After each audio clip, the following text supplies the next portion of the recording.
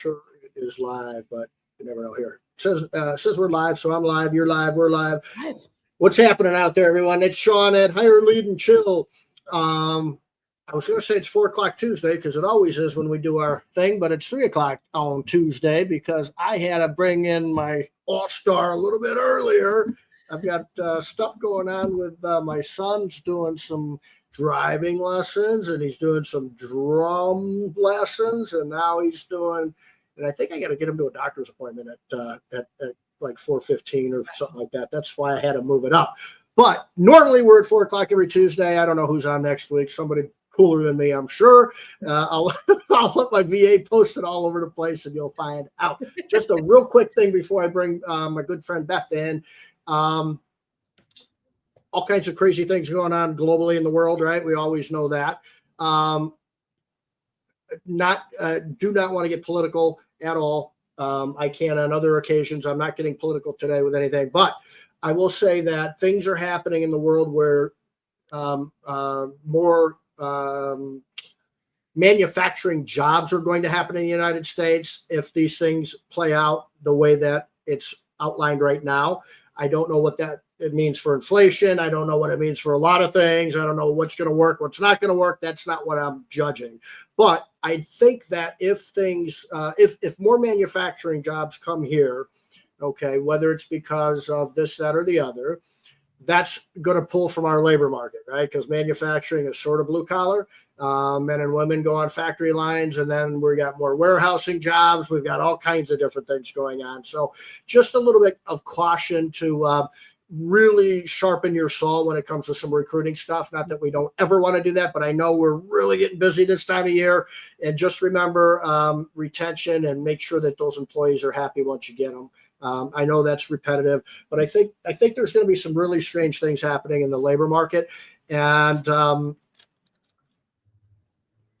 to be an interesting year. Yeah, it's going to be an interesting next 6 months. I think it really is. There's going to be some interesting things going on. Yeah. All right. So with that said, let's bring in Beth Eldredge. What's happening, Beth? Hey, Shawn. All right. So tell the people about yourself and all that good stuff so I can share. That's the only reason I want you to do that, so I can share things on here. Oh, okay. So, hi, I'm Beth Eldredge. I am the owner and founder of Eldredge Cleaning. We're located right outside of Philly in Royersford, Pennsylvania. And let me see, I've been run the business for 21 years. I started it when I was a sophomore in college. I had my daughter, Jordan, who is now graduating college this year, which is so crazy how it came full circle. And yeah, now my husband, Walter, who's really who everyone wants to hear from, actually. He runs the business for me, so I can coach for cleaning business fundamentals, which is my absolute passion. I've gotten, getting into content creation, course creation, which I absolutely love, and I'm always geeking out on social media. So that's me in a nutshell. That is you in a nutshell. Yeah. You did leave out, I think, one really vitally important thing, though. Tell me what's with the red shoes? What's with the red shoes?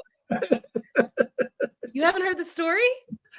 You know what? I haven't. I know it's like part of your brand, obviously. I mean, Liv's got hats, you got red shoes, Deb's got pink jackets. What's going on with your story, though? Oh, okay. Well, I'm so glad you asked.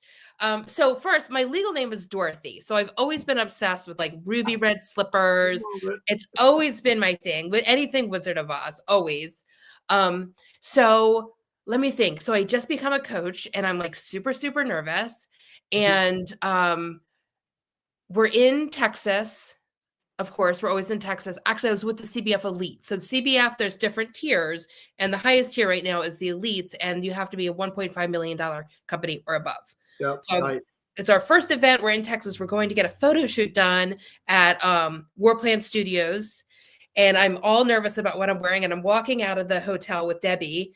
And, Debbie's she's so much energy, so much personality, but she's an itty bitty thing. And she looks me up and down. She's like, cute outfit. You need red shoes. And I was like, I do need red shoes. And I didn't realize that I absolutely need them and I need them now. So anyone who knows me knows that like I love making things happen. So I messaged one of my good friends who totally owes me favors. Yeah. And I was like, I'm calling in all of my favors. I need you to get me red pumps like now. And she said, I'm not doing that, but I will tell you how to. So I figure out where these are. And I say to Debbie, I found the shoes. I just have to figure out how to get them to me. And she like tosses me the keys to her BMW and says, go get them. Now I am like terrified, right? Texas drivers are crazy. Yes. I'm driving my boss's car. So I make it to Dillard's and I get back in time. Now I haven't worn high heels in like 5 years. So I'm learning how to wear high heels, like 4-inch Jessica Simpson. Oh my gosh, forget about it. For the photo shoot. And that's how it was born. So the first time I talked on stage, I had to practice every morning while I was making breakfast wearing those just red to walk. Just to just stand. like a walk. Yeah, forget the presentation and speaking. It's how do I walk? How do I walk? And the way they have it set up is you don't start at the stage and walk up. They have you start from the back. Yeah. So I had to make sure I could get from the back up the stage, and I did it. So now it became my husband jokes with me. He's like, why did you pick like red stilettos? Like, why didn't you pick like a sensible flat? Right. Because now wherever I go, I have to wear these heels. So that's the story. And it was so fun. It all starts with the Wizard of Oz. I love it. Always, yes. Dorothy. Mm-hmm. Yeah. Awesome. That's a good story. I love that. So let's dive into a couple things. Yeah. I want to talk about a little bit about social media because some things have changed with that, as it always does. It's very fluid, it seems. Yeah. And then just a few things. And then I want to talk about CBF Live. Yeah. And I want to talk about anything you're up to, what you're doing, and so on and so forth. Great. And we had Debbie on not too long ago, a couple weeks ago, and I know there's some things to talk about with well, there might not be anything to talk about because it's awful secret, but we can at least tease some people to see what we come up with. Yeah. So let's talk first about we made it through the umpteenth time that TikTok's going to go away, and it didn't, so it's here to stay. I'm seeing a lot more businesses on TikTok than there used to be doing business stuff, not just fun stuff, but it is fun stuff if it's going to be effective. So is there anything new and improved or different about TikTok that anybody should need to know, or anything about Facebook or TikTok, or if you want to take them individually? Oh gosh. So let me think. From what I understand, TikTok is doing much better with their ads, and you can get really micro specific with your demographic. So I think that's what we're seeing is we're able to micro target our demographic based on our ads. I personally have not figured that out yet. But I think the algorithm has gotten so good that when you're mentioning your area and your keywords and the towns that you service, it's naturally, the algorithm is just bringing people to you. So the algorithm has just gotten like frighteningly smart. Right. So that's kind of what I'm seeing. And there's definitely new trends that they're looking for across the platforms, and TikTok's still where it's at. Yeah. The other thing I would say is everyone needs to move things over to YouTube and YouTube Shorts. Absolutely. I was actually surprised that they turned off TikTok. I don't want to get, don't trigger me. Don't get me started on that. So I will tell you this though, is I downloaded everything I owned without the watermark. So I export it in my own platform so that I own my content because there's so much content. In Facebook world, it's really important for people to know that lives are now being deleted after 30 days. So it's important to go in and download your lives and save them to an external drive or a flash drive. And I would encourage people to do that. It may seem like it was stupid. Oh my gosh, when I watched my lives from 5 years ago, I'm like humiliated. Like, who is that person? But it's really important information to have because once it's gone, it's gone. Right. Yeah. Those are all super good points because sort of a curveball, but related to this is Dan Plata just got hacked. So he was Crypto like, Dan. Oh my God, so he's like, oh my God, all the things I have on there. And he does zero marketing dollars. I mean, it's all his social media and his personality and his, the Bud Light and Bush Light, and that's his thing, and all that stuff is his brand. I mean, that's his brand that just got hacked, not just Facebook and your pictures of your kids or something like that, which he doesn't do hardly any of that anyway. Yeah. So he's learned like downloading and protecting what you're at. It's an asset. It's a big asset of your business. It's an asset. Yes. No different than equipment or trucks or cars or whatever it is, right? Yeah. And I don't think people realize you do not own your content on these platforms. Right. They own your content and they can do anything that they want with it. So we have to own our own content. Yep. And it's intellectual property, it's assets. And now what you can do with AI based on that information, it's so much fun. What are you doing with AI nowadays? I'm sure, do you have a virtual assistant or is it just an assistant, or what do you do to hand off things? I have an executive assistant. Okay. And locally, or is it? Nope. Overseas? I got her through Get Nuva. She is amazing. Yep. She does all of, so I explain it like, I have my unique abilities, the things I'm really, really, really good at. And then she's able to take that and use the gift she's at. So it seems like I'm everywhere all the time. People are like, how are you everywhere? I'm not. I just know how to utilize AI and an executive assistant to get all of my content out there. Did you find when you found your VA and realized a good fit, how expansive is the skill set of the VA that you have, or do you have multiple VAs? I do. For me personally, I just have one working for me, and so a lot of people are always asking me, like, how do you hire, how do you train a VA? And I can't tell you, Shawn, what questions to ask. For me, it was really knowing myself and then finding somebody who could fill in the blanks. Yeah. So, and I do have a personal assistant in-house too, who fills in the blanks that I need somebody like physical for. Right. Okay. Yeah. Okay. So what sort of AI stuff are you using, or give us a tip or two if you got any, or something that you're up to in it? Because there's just so much out there now. It's awesome. Oh my gosh. It is so awesome. I love it. So I don't know if I could give a tip. I use it for everything. Yeah. Well, I'll give one tip now, what not to do. Okay. Don't erase your ChatGPT memory. Right. Shawn. Right. Learn that the hard way, because I had to. Now I'm having to retrain it. And I'm like, you know me better than that. You know I wouldn't say that. Stop being crazy. That's so funny.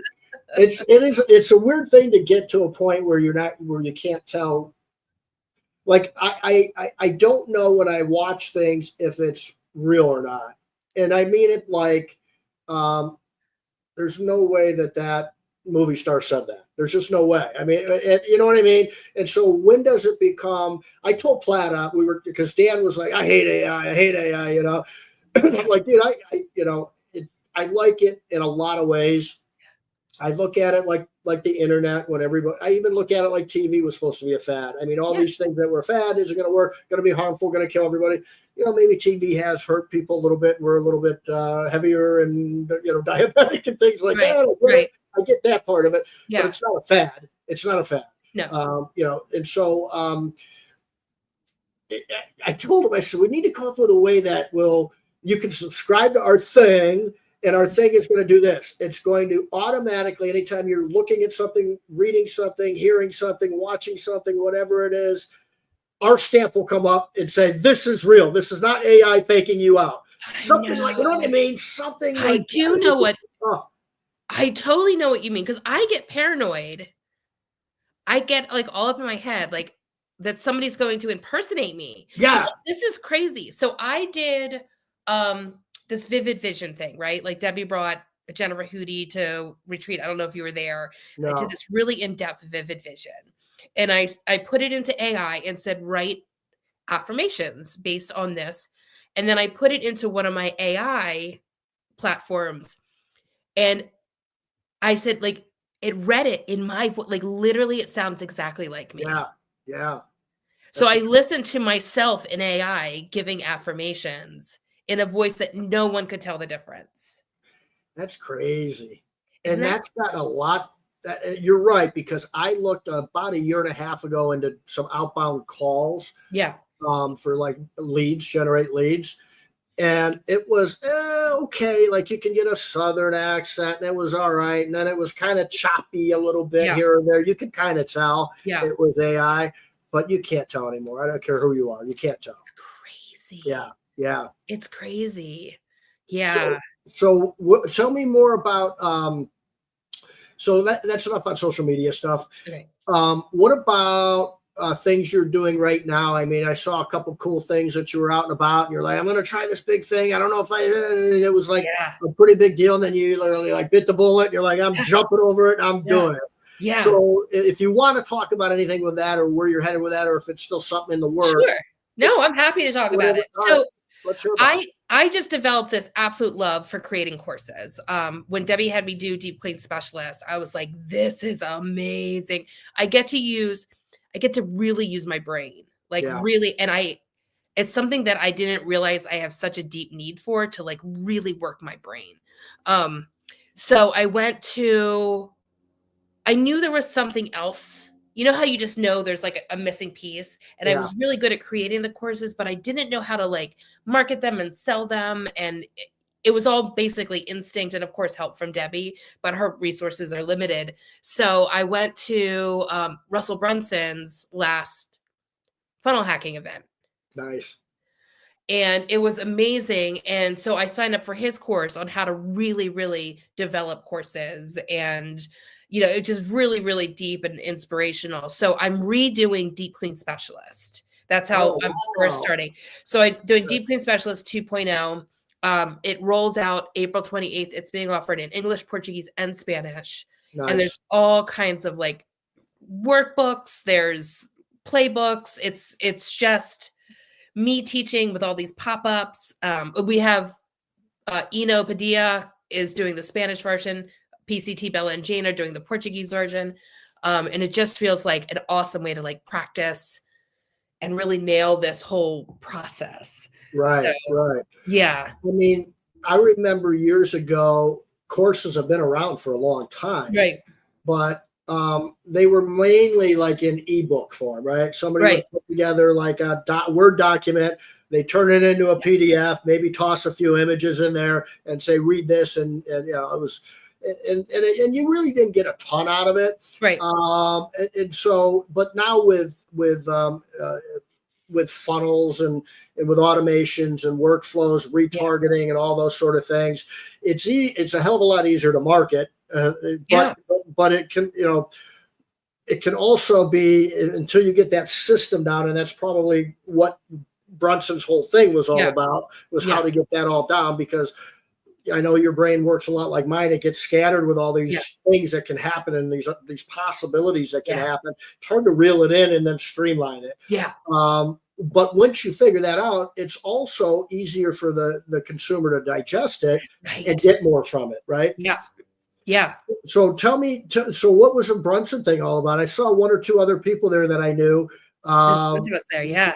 And everybody thought, and just looking at it was, some of the videos and stuff were like off the charts, because he's like, he's like a bazillionaire, man, and he's got all kinds of things happening.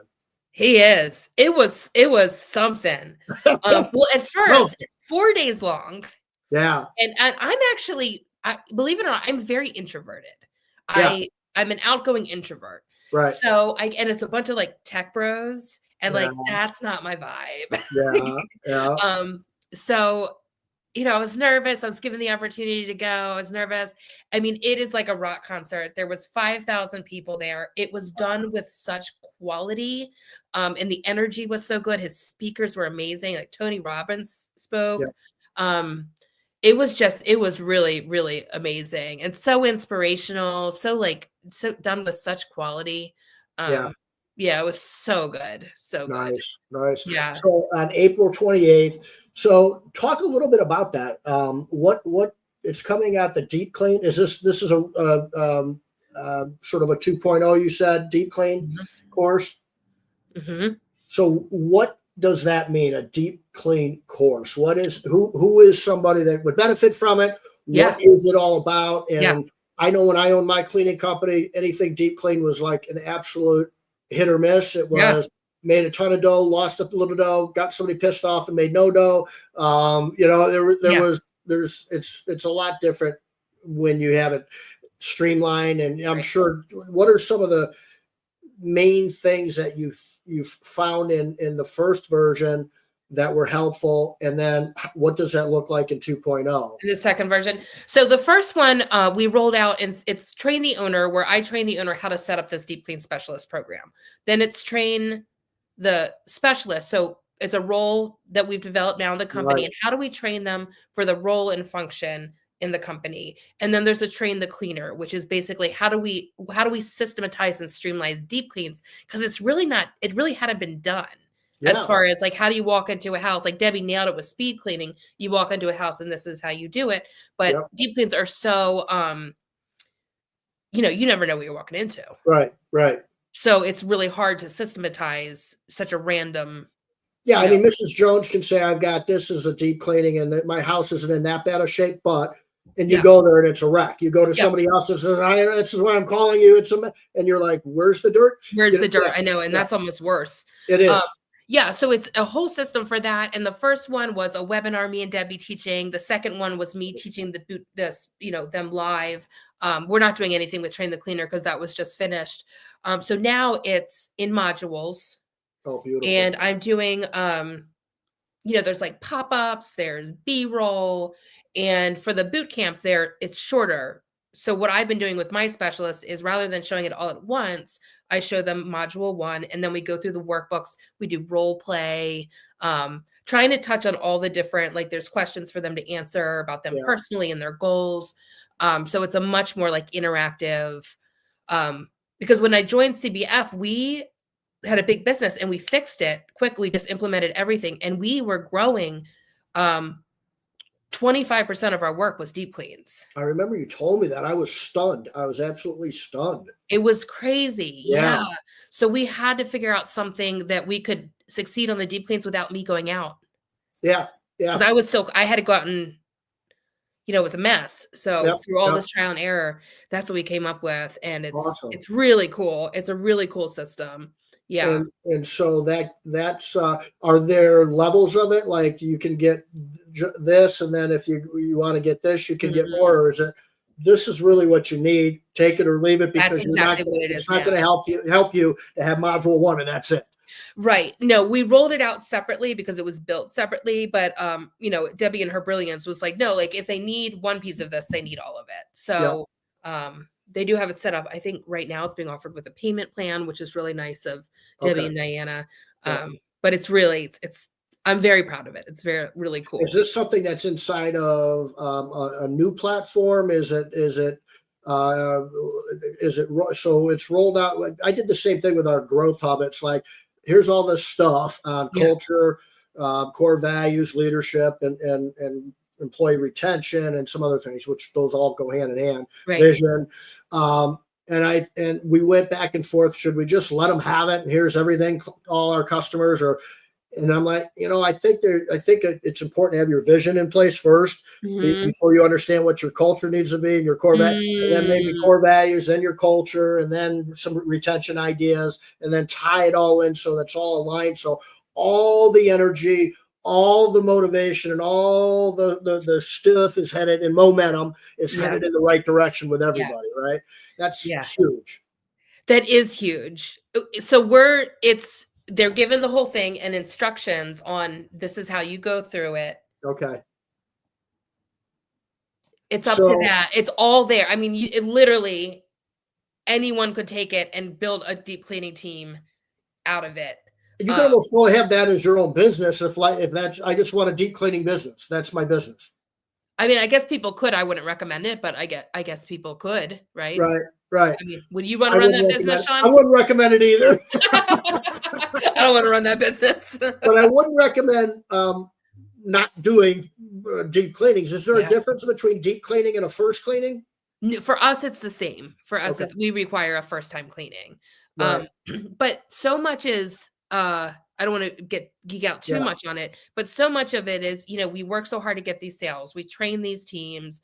we go out, we require a deep clean. And if we don't nail that deep clean, forget the reoccurring service, and you Yep. burn out. We were burning out. You probably know this in recruiting. We were hiring them, but we were so deep clean heavy that we were just burning out Yeah. good people, and they were Right. quitting. They're like, we didn't sign up for this. Right. You know, Yeah. so we were losing clients and we were losing techs, and it was hard to like get that momentum going. Right. And so you've got all the answers and direction and what to do and the ingredients to fix all those heartaches, man. Yeah. And those are the ones, right? It's pricing. How do you price it? Right. It's a lot different than a residential recurring every week or every other week, man. How do you price a house? Is it by the hour, square footage? What's the teams look like? All that stuff is so hit or miss, and it's a big trial and error, which can cost you a fortune. Not just the kind of things that we talked about. Just you can lose money on one cleaning, and then and you don't want to buy cleanings. You don't want to lose money, and because there was people out there I talked to that are like, we're fine breaking even or losing a little bit to get it as a weekly customer, and I'm like, I don't know if that's a good way to pay people and a good way to do that. How about both? How about making some money and signing the person up? Absolutely, right? Yeah, and there's going to be more risk involved, and also like the one good tech will bring in about $100,000 a year in business. Yep. And if you burn that tech out on week 2 because you're throwing into them on some disorganized, nasty deep clean with no air conditioning and it's 90 degrees out, you've let them down and you've lost a lot of revenue. And I think the average, if they're $225 biweekly, it's almost $6,000 a year on a reoccurring client. That's a big loss. It's not just losing the deep clean. You're losing the revenue. Yeah, for sure. Yeah. And it's, do you find that now there's obviously techs like going out and cleaning weekly every other week, and they're getting good relationships with the clients and all that good stuff. Do you find there's a certain person that actually loves to do deep cleanings too? Oh, yes. Yeah. Oh, and I love them. They're gritty. Yeah, they are. They'll walk through walls. Oh, they're so good. I love, and that's part of what the training is about, is like you're looking for somebody different than you are a trainer. Like they're in a leadership position. So our deep clean specialists, they don't only do deep cleans. We have a formula for how to make their schedule. So it's both, so we're not burning them out. And also, if you need to put a deep cleaner on a reoccurring cleaning, they deep clean the house, and then the client doesn't want anyone else back. Exactly. Yep. Right. I used to go back and forth when we were putting the business model together for Blue Skies years ago. I'd be like, you got to have a McDonald's system. Not that we're serving Big Macs, but I called it the Big Mac theory. And it was like, it was consistency. That's how I was that's the name of the game in the residential cleaning space is consistency. Because when you let one person go out and start cleaning the grill and the mailbox, bringing up the trash and the scrubbing floorboards on a weekly client, it's like, they expect that every time. And then what was considered a really good cleaning was now that's not a very good cleaning. I want Susie back. I want Johnny back. And you're exactly right. Yeah. It's almost worse having somebody step outside of the process over cleaning than just maybe under cleaning a little bit, because sometimes you can get by with an under cleaning a little bit. You don't want to, that's not what we want, but it's much more noticeable when somebody does those extra things that they're not supposed to be doing. And I always said it's like the drive-through. If Johnny's in there making his Big Mac and he's putting it in the bag and tossing it in the car, and that person, it's not the best burger in the world. It's certainly not the cheapest anymore. It's not the best tasting. It's not the healthiest, right? But it's damn well consistent. And that's why a bazillion of them sell every second and all around the world. And then Frankie comes in and says, man, I think we can make steak burgers and they're going to love these a little bit better. Really good intentions even, right? Good intentions have killed businesses, all right? Absolutely, yeah. We don't want steak burgers going out, because when they come back for that Big Mac that's got steak burger in there, we're doomed. We're doomed, right? Yeah. So that's a big deal with deep cleaning. To not so much the consistency, but the system, the process, and processing that and systemizing that is so difficult. It's just crazy. Yeah. It's crazy. Well, I mean, we learned trial by fire, and now it's not. Now it's because the deep clean specialists, since we don't do in-person estimates, they're now the eyes and ears of the company. So they're kind of course correcting immediately when they get to the house, rather than, I'm sure you remember, they're halfway they're done their time and they're only halfway through the house. Right. Right. And you're like, Yeah. you lose so much money. So they're trained on all the details and how to course correct and get us on track. So it's pretty cool. That Very is proud cool. of it. Yeah. How long would it take somebody to go through the modules and through the system and that type of thing? So they could watch the modules. I think they could watch the modules in an hour and a half for the boot camp only. Like they're about an hour and a half for each training. But the way I have it designed, it would be a full day if they wanted to do it at once, because I want them to go through the workbooks. Yep. Like I really, really want them to understand what does it mean to greet the client? Like not just, why is that important? Why do you not run in smelling like cigarette smoke and bang your bags going upstairs into the master bedroom? Like, so, and then the way we're doing it is every week we're doing a module with our deep clean specialist. Okay. As we build. So yeah, and I spend an hour with them. And it's partially me just working out the details in the program too. I just want to make sure everything makes sense. Yeah. Awesome. Yeah. And so with Higher Lead Chill with clients, especially this year, we've really gotten to a point where I'm spending a ton of time with customers talking about what's your core values with the company, because we're dialed in on finding them really good employees. Yeah. And so some are losing them fast. And I'm like, that's a problem. And I'm not there. I don't know what your culture is. So let's talk about it. I'm like, so I've helped a couple companies, like over a handful in the last couple weeks, literally. But like, to your point, if you've got an office manager in there that's touching this at all, I want them and on this Zoom with me, because it's important that they understand that as well, what's going on. Yeah. And why do we have core values? What are they? Why do we have them? How do you don't just throw them on the wall and say it's on the wall now, so read that. Or I mean, I sit down and I never tell anybody what their core values should be.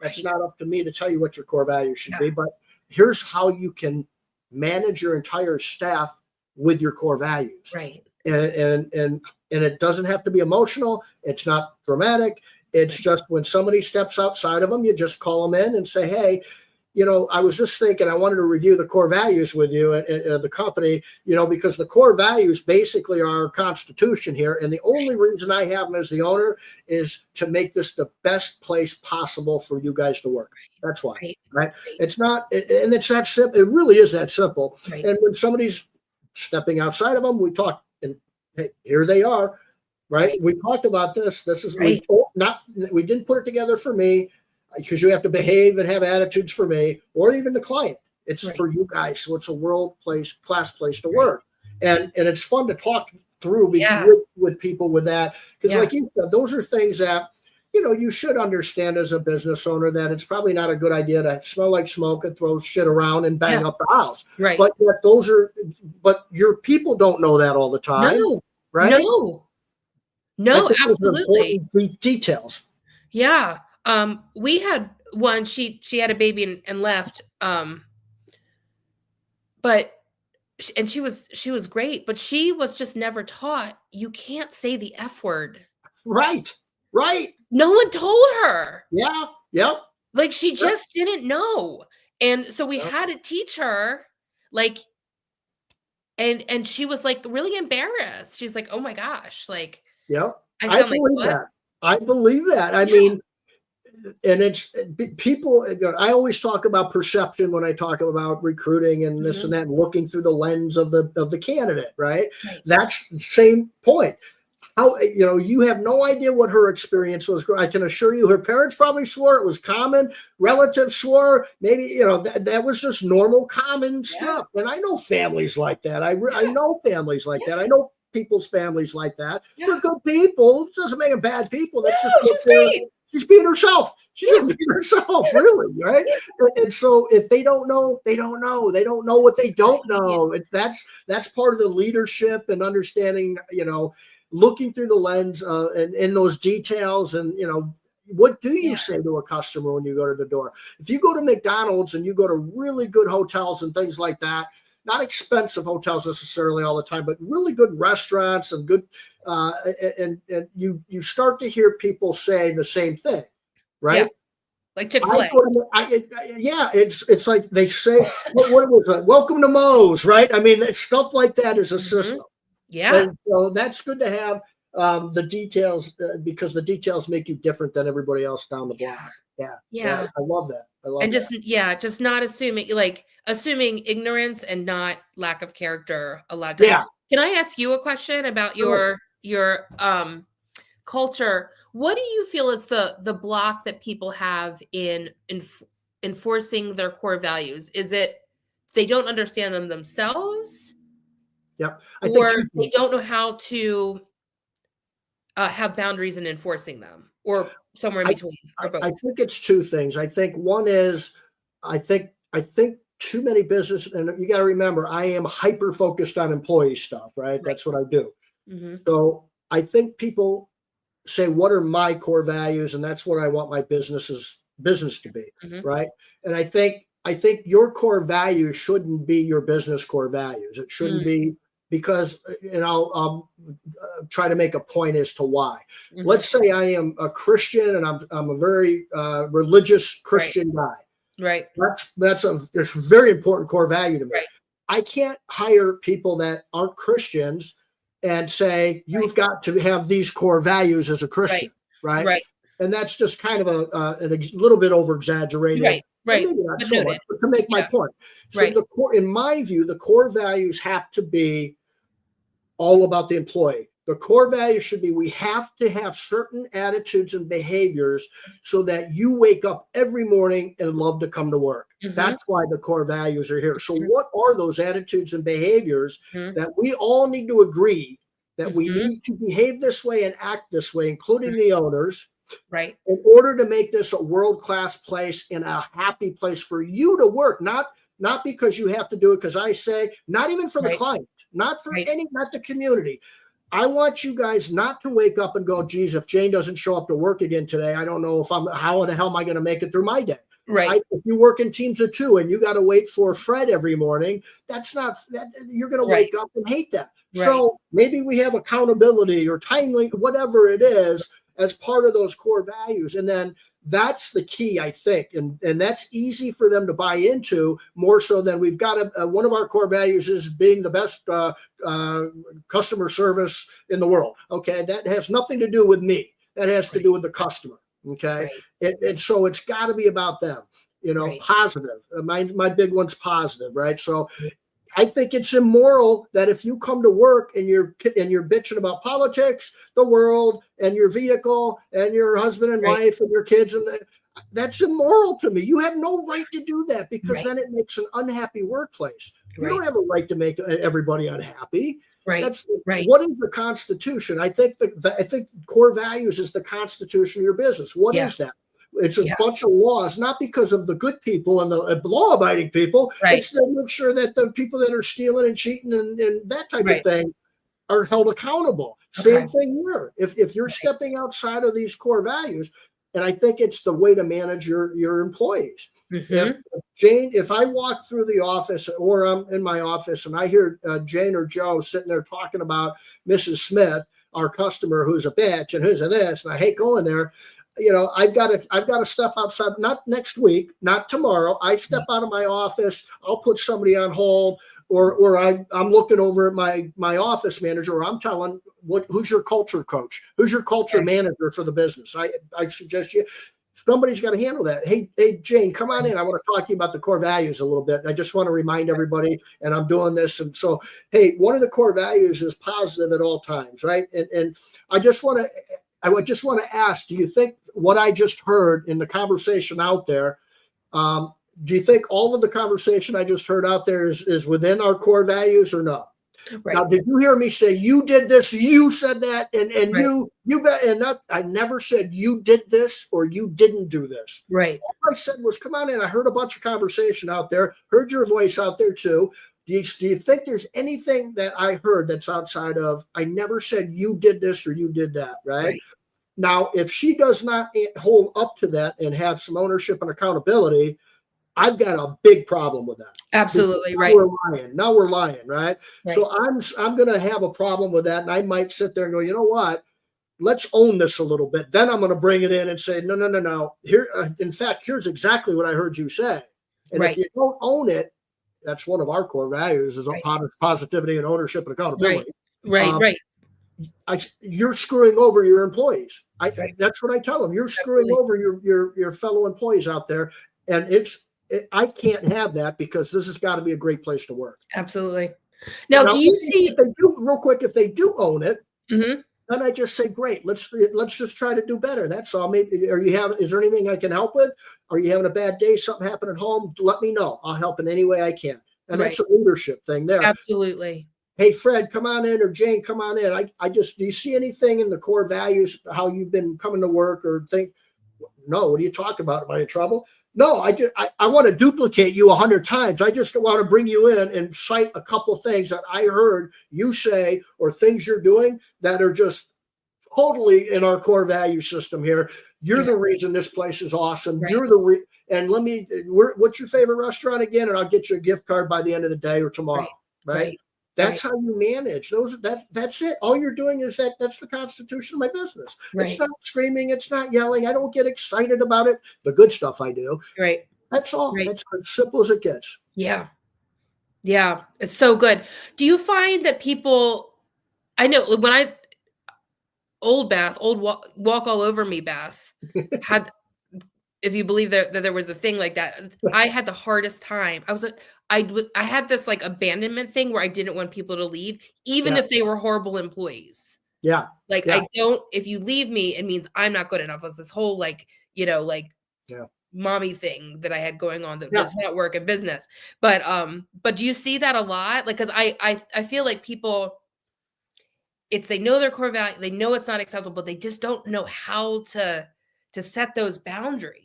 Yeah, I think it's a matter. It needs to be handled immediately, right? And I can't, the word and this is I'm backdooring you here in a roundabout way of answering this. Yeah, I'm very contrary with mindset. Okay, I'm not a big mindset guy because I can be super positive and still not do shit. Okay. Oh, absolutely. Right.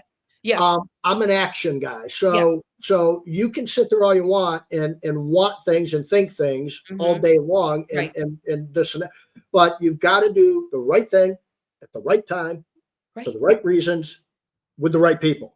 If you can do those 4 things, okay, what else is? I mean, you're doing things properly. So I think it's just a matter of you really have to know in your heart who's there that shouldn't be there, because most of us have had that if you're in the position you're talking about.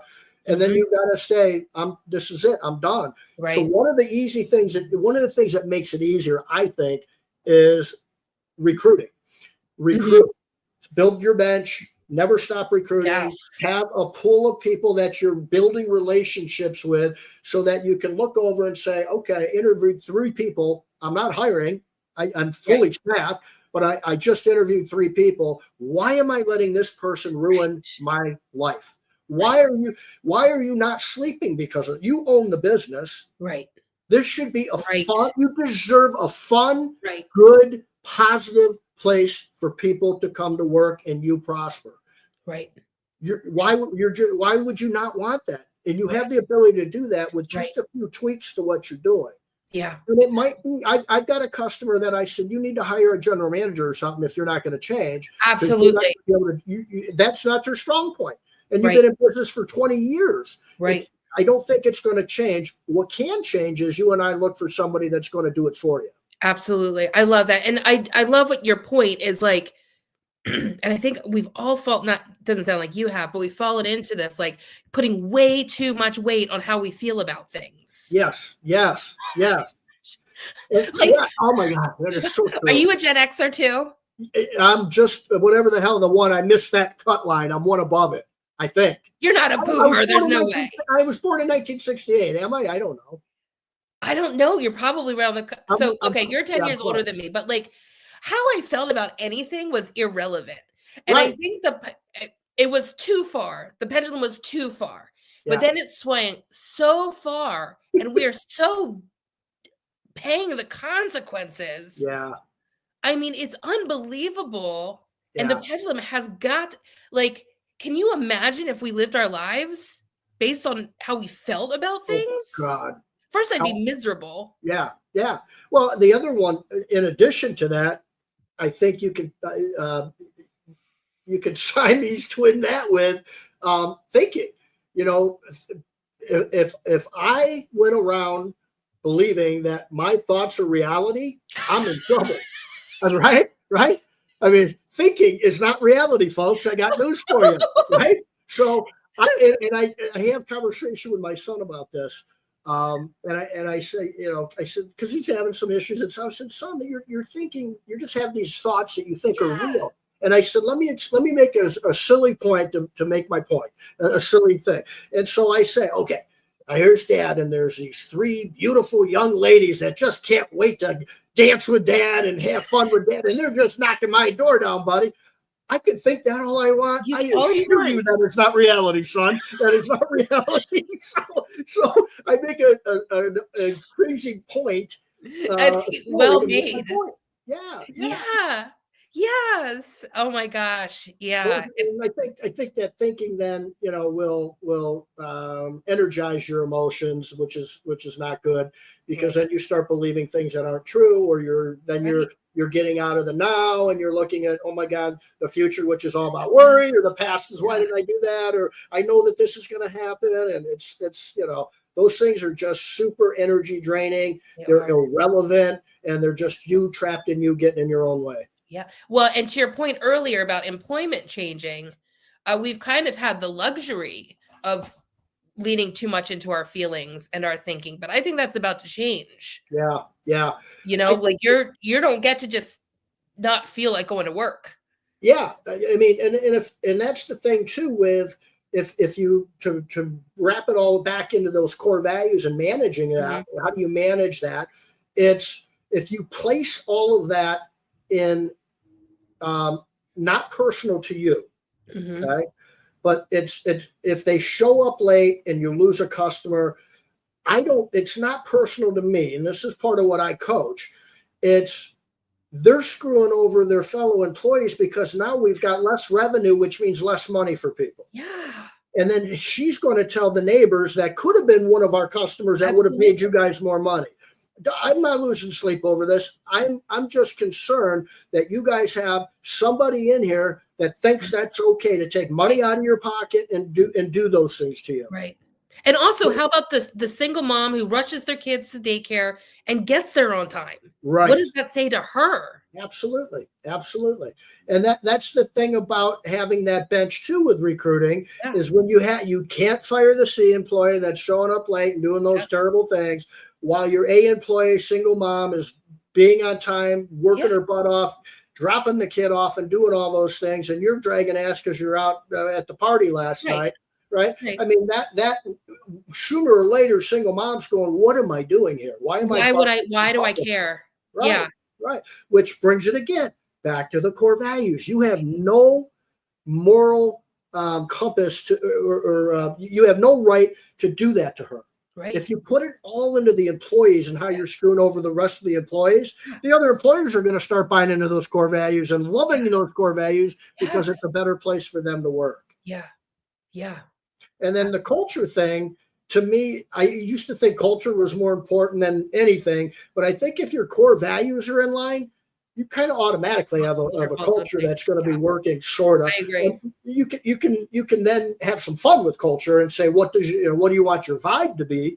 Do you want it to be corporate, which is okay? You're going to open some locations. You want it to be corporate ladder, all that stuff. Do you want it to be a place where I don't want people working here unless they'd have a beer with me? That's a great culture. That's a great vibe, right? And that's kind of yes. the vibe. Yeah, and he's got more demos than anybody I see, right? You were talking about someone specific. The beer truck's a floating. So I don't know. Let's talk about CBF Live. Yeah. All right. So CBF Live. Debbie Sardone, you guys coaching. What's this event about? Why should people go? And it's like just off the chart. It is off the charts. It is the highlight of my year. So, and it's not a secret. This is the last CBF Live. Right. And that's a big deal. So anyone who has been meaning to make it and hasn't, like, they've got to go and just experience. There's great speakers, just amazing speakers who I am geeking out. Great vendors like yourself. Yep. It's just, I don't know how many vendors there are, but just all the information you get. And for me, the most important thing is the connections with other people. Yep. I was 17 years in the industry before I found CBF, and it is a lonely place to be. I mean, and we're a type, like cleaning business owners. We're just a type of humans. And when you're in a room of 400 or 500 that you can finally, like, oh, I get it. It's really the greatest feeling in the world. It's so well done. It is. So fun. Yeah, I mean, I just can't say enough other than if you're not going, like, you have to go. You have to go. I just heard the lineup, which I'm not allowed to share, but it is awesome. I'm sure. It is awesome. And it's only 2 weeks I'm flying out in 2 weeks. Yeah. It's coming up like what, the 11th or 12th or something like that? I can't remember now. Before then. I think it ends on the 12th. Does it? Okay. So 10, 11th, and 12th. There's still time to go. There's still time to get tickets. Oh, absolutely. I think there's still tickets available because there are still some tickets available. There's going to be 500-600 people here, folks. I mean, this isn't a 25-50 thing. This is, I mean, I've gone, I think every year, but maybe the first year, pre-COVID and everything. And I go to a lot of different events, and most of the events are dwindling after COVID. And this is not. This is just off the. I mean, when you get 500-600 people, and a lot of the other events I go to are several different industries. This is the residential home cleaning, maid service, whatever you want to call it, business owners, and there's hundreds there. Hundreds. So, and anyone who hasn't experienced Debbie Sardone live, she is a force of nature. Like, I just, as a woman business owner, I mean, anyone, don't make it specific to gender, but it is just like, it is something to see. It is so good. And Debbie came from pretty, humble beginnings. I mean, she was opening up a trunk, taking out cleaning supplies and cleaning houses, man.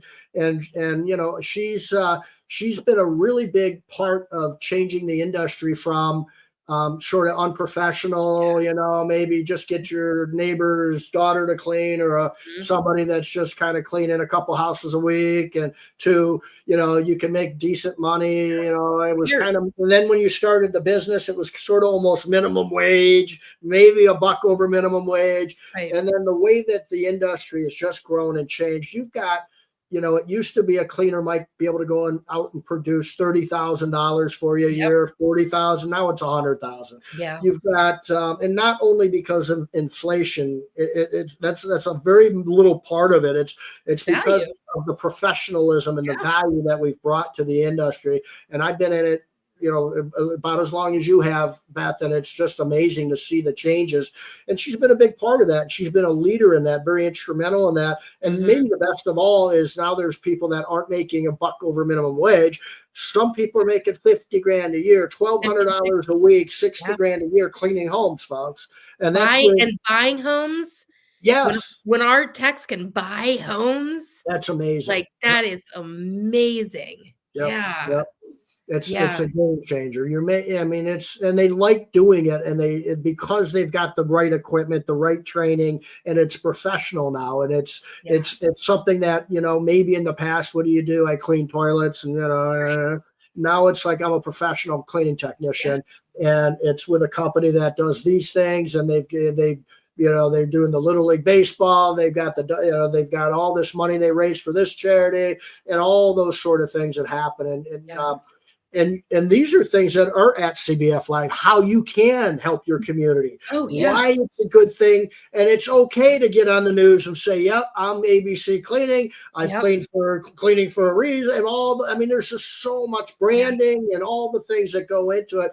And the last thing I'll say is it's if you're trying to get out of what does she say? Mop free? Is that Debbie say? If you're just trying to get mop free for the first time and hire your first employee, there'll be dozens of those people there. Dozens of those people there. It's all levels. Yep. And that's my absolute favorite thing is it's the community. Like this is my family. There's a tribe, we have a cohort, and we're just I know at a moment's notice if I needed one of them, they would get on a plane and fly Oh yeah. here. Yep. You know, and Yep. how many people have that? And Yep. we're all drawn together by this core values because we all share similar core values because Debbie doesn't put up with a mess. Yep. And you know, a common goal of growing our business and being great employers. And the community is just, I mean, they're my chosen family. Yeah. Amazing. And then I get to meet people like you and hang out. Yeah, yeah. Do some talking, do some hanging out. Yeah, we've got some similar things and some backstories that are the same, and things are cool, man. Things are very cool, and it's the best event that we go to, and the vendor list is not as maybe big as some other shows. If you weighted against how many people are actually attending the show, there's a lot fewer vendors, but that's on purpose. That's intentional because Debbie vets the living daylights out of us and the vendors that are there. And I assure you that she would not have somebody there that didn't perform and execute at a high level for her tribe, right? Her tribe of cleaning owners. So, yeah, I mean, it's the last one. You got to go to it. I'm scrolling across the bottom a link that you can do. Oh, good. Post the link. And I don't know. I haven't looked at. Yeah. Okay. So it's going. Yep. Perfect. Anything else you want to talk about? Anything else to wrap it up? No, Shawn. You know, you and I could talk for hours. Of course. I think we covered a lot of good stuff. All right. Yeah, always a pleasure. All right, Beth. Take good care. If I can help you in any way, you know it. Likewise. All right. Take good care, everybody. Okay. Bye.